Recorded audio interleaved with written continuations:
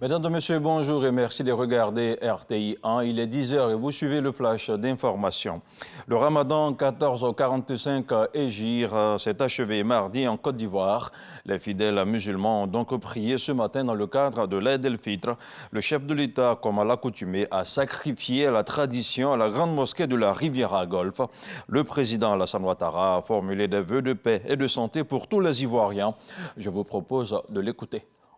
Je voudrais d'abord remercier l'imam Traoré pour son sermon et aussi rendre gloire à Allah de nous avoir permis de faire ces 30 jours de jeûne et d'avoir eu les moyens d'aider ceux qui en avaient besoin.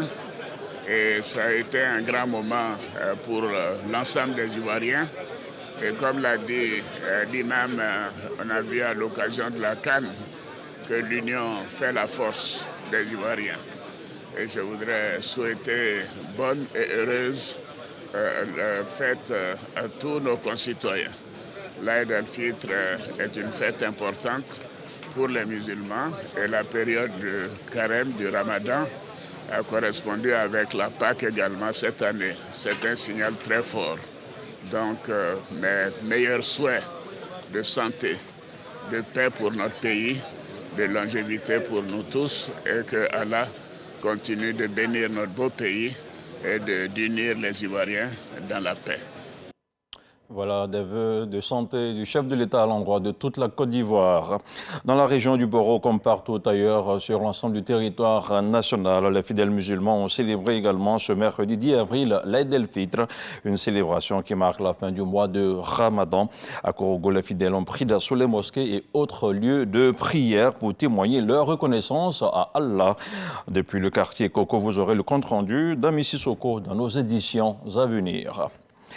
Hors du continent, hors de la Côte d'Ivoire, le Togo a reprogrammé les élections législatives et régionales le 29 avril prochain. C'est un communiqué de la présidence publié à l'issue d'une réunion gouvernementale hier mardi qui l'annonce. Le scrutin devrait avoir lieu le 20 avril, mais le gouvernement togolais l'avait reporté afin de mener des consultations sur la nouvelle constitution.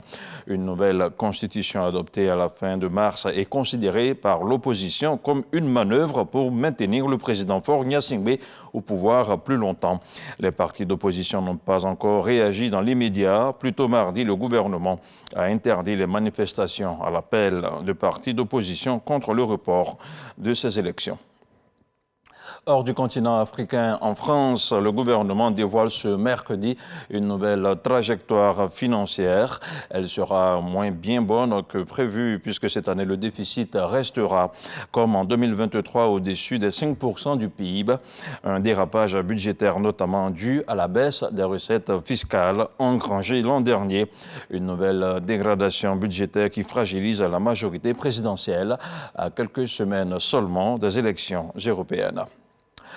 La politique de guerre menée par Netanyahou à Gaza est une erreur. Des propos du président américain Joe Biden qui a émis mardi soir l'une de ses plus fortes critiques de la stratégie militaire à Gaza du gouvernement de Benjamin Netanyahou.